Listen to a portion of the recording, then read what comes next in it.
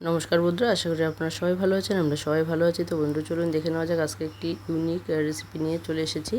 তো এটা কিন্তু টিফিনে বাচ্চাদের ভীষণই প্রিয়। তো আশা করি সবাই দেখলেই বুঝতে পারবেন। তো বন্ধুরা চলুন দেখে নেওয়া যাক। তো দেখুন এখানে কড়াই বসিয়ে দিয়েছি, আর এখন আমি দিয়ে দিয়েছি এখানে কালো জিরে।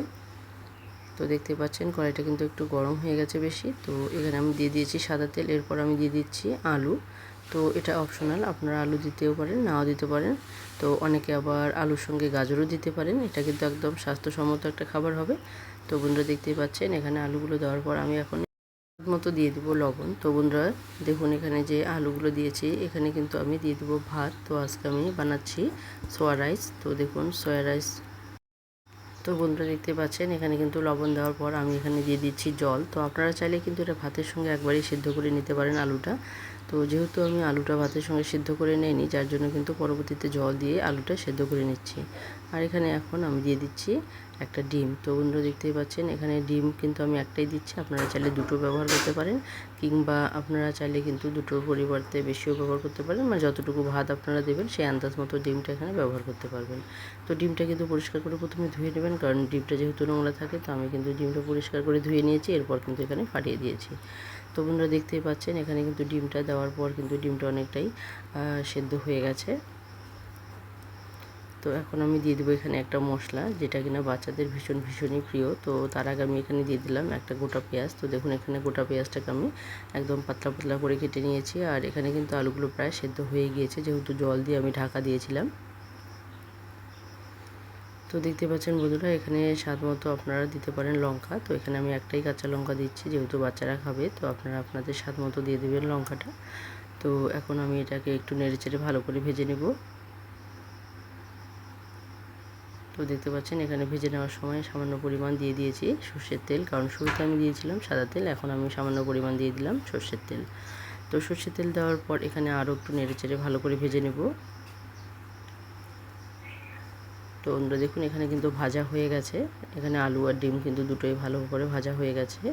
এখন আমি এখানে দিয়ে দিচ্ছি ম্যাগি মশলা। তো এখানে হাফ প্যাকেট ম্যাগি মশলা আমি দেবো, কারণ এখানে যেহেতু এক বাটি পরিমাণ ভাত আমি এখানে নেব। তো সেই আন্দাজ মতোই কিন্তু এখানে আমি হাফ বাটি পরিমাণ ম্যাগি মশলা দিয়েছি। তো লবণটা কিন্তু একটু ভেবে চিন্তেই দিতে হবে, কারণ লবণ দেওয়ার সময় এটা মনে রাখতে হবে ম্যাগি মশলায় কিন্তু লবণ থাকেই। তো সেই আন্দাজ মতোই লবণটা দেবেন। তো বন্ধুরা দেখুন এখানে এক বাটি পরিমাণ ভাত আমি দিয়ে দিয়েছি এখন। আর ভাতটা একটু নেড়েচেড়ে ভালো করে ভেজে নেব। তো বেশি কড়া করে ভাতটা ভাজতে যাবেন না, তাহলে কিন্তু ভাতটা শক্ত হয়ে যাবে।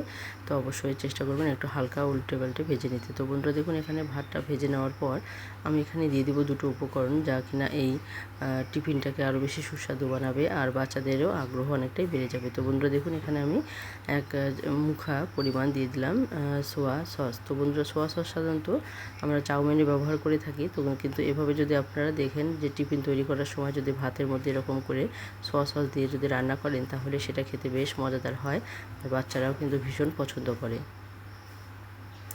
আর এখানে দিয়ে দিচ্ছি কিছু পরিমাণ টমেটো কেচাপ। তো আপনারা এটার কোনো মাপকাঠি নেই, তো আপনারা কিন্তু আপনাদের ভাতের মাপ অনুযায়ী দেবেন। তো এখানে যেহেতু এক বাটি ভাত, তো সেই আন্দাজে কিন্তু 2-3 চামচের মতো সোয়া, মানে 1 চামচ 1 মুঠা পরিমাণ সোয়া, আর হচ্ছে গিয়ে আমি 2-3 চামচ পরিমাণ টমেটো কেচাপ কিন্তু দিয়ে দিয়েছি। তো বন্ধুরা দেখুন এখন কিন্তু কতটা লোভনীয় লাগছে দেখতে, আর এটা কিন্তু খেতে ভীষণ মজাদার হয়েছে, কারণ আমি এটা নিজেও টেস্ট করে দেখেছি।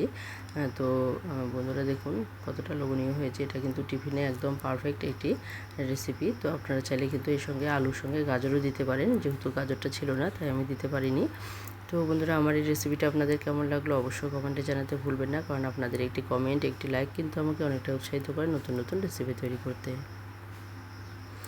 তো বন্ধুরা দেখুন এখন আমি টিফিনটা সাজিয়ে নিচ্ছি। তো এখানে কিন্তু টিফিন বক্সে আমি দিয়ে দিচ্ছি। আর পুরনো এবং নতুন বন্ধুরা যারা শুরু থেকে শেষ অবধি সঙ্গে আছেন, সবাইকে অসংখ্য ধন্যবাদ, এবং সবার প্রতি রইল অনেক ভালোবাসা। তো বন্ধুরা এভাবে সবসময় পাশে থাকবেন, সহযোগিতা করবেন, আর আমিও চেষ্টা করব সবসময় আপনাদের পাশে থাকতে। তো বন্ধুরা আজকের এই টিফিন রেসিপিটা আপনাদের কেমন লাগলো অবশ্যই কমেন্টে জানাতে ভুলবেন না। তো বন্ধুরা দেখুন এখানে কিন্তু টিফিনটা আমি ভরাট করে দিচ্ছি, আর অন্য একটা টিফিন, ছোট্ট একটা টিফিন বক্স আছে যেটাতে আমি স্যালাড দিচ্ছি। তো স্যালাড হিসেবে আমি এখানে শসাই দিচ্ছি। তো আপনারা চাইলে যে কোনো স্যালাডই কিন্তু এখানে দিতে পারেন। তো দেখুন এখানে কিন্তু পুরোপুরি রেডি হয়ে গেছে আমার টিফিন। তো আজকের এই টিফিনটি কেমন লাগলো অবশ্যই কমেন্টে জানাতে ভুলবেন না।